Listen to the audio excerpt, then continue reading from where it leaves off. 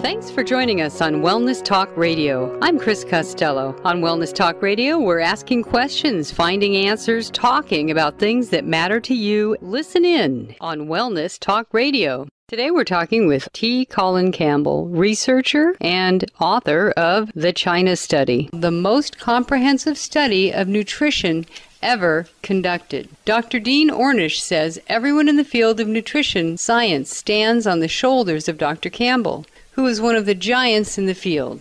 This is one of the most important books about nutrition ever written. Reading it may save your life.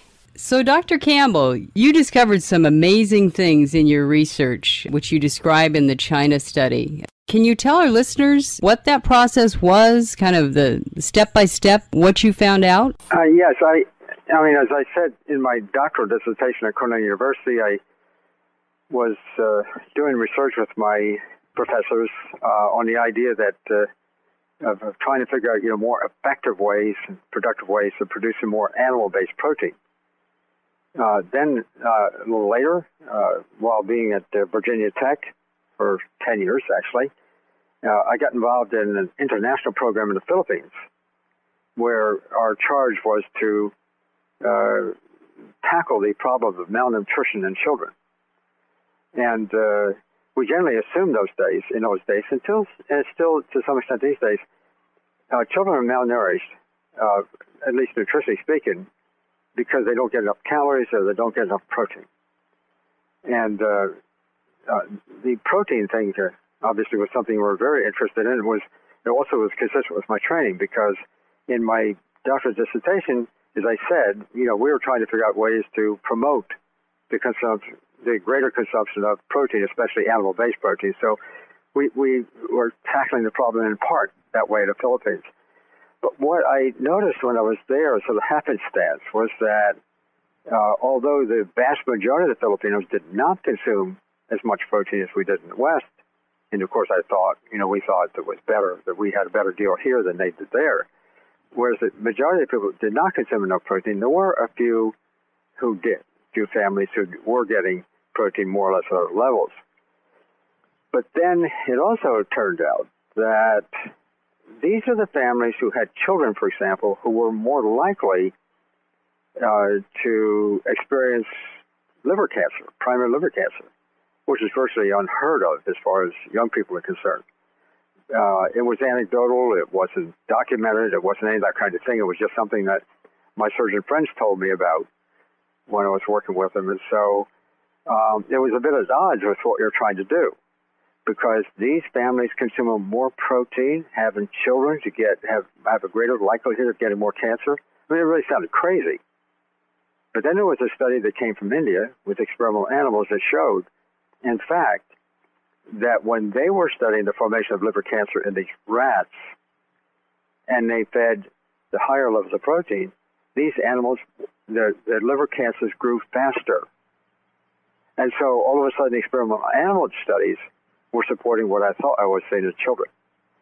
So it was on the basis of those two observations that then I came home, essentially, and organized a study with NASA Institutes of Health funding, NIH funding, for the next 27 years, working on this question concerning the effect of protein consumption on the development of experimental cancer. 27 years. That's a good chunk of time. Yes, it was. I had lots of students. We had a large number of publications published, I should say, in the very best scientific journals on these studies. And so I really got totally immersed in the whole question concerning the effect of protein on cancer development. Eventually it expanded into the effect of other nutrients as well on experimental tumor development too. But in any case, we focused on the question of protein and its ability to modify, if you will, liver cancer development in these rats. Now, it turns out that's a fairly narrowly focused kind of investigation, but it serves the purpose of understanding how cancer works. And it also provided some remarkable findings that I never expected to see involving the interrelationship between nutrition and cancer.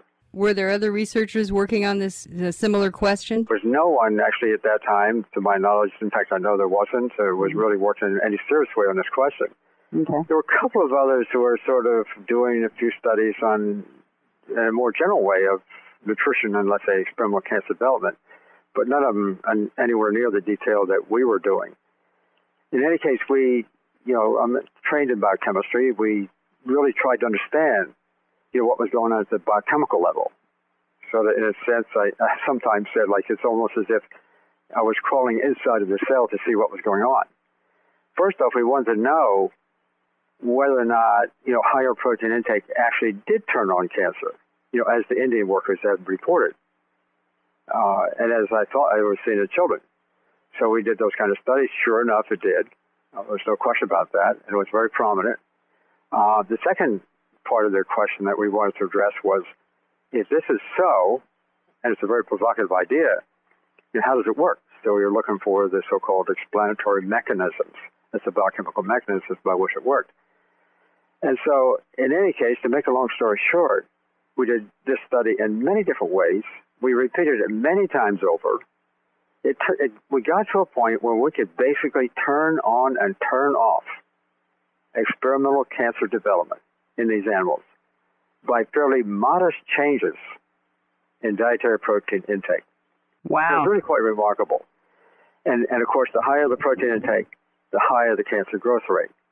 And also equally remarkable, I think, was the fact that the levels of increase, the amount of increased protein intake required to do this was not that much.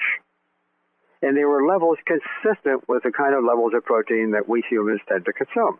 In other words, to be specific, to go from, let's say, a protein level of 10% of total calories, which is enough, by the way, both for rats and for humans, go from 10% up to 20%, which is not a big increase, one would think.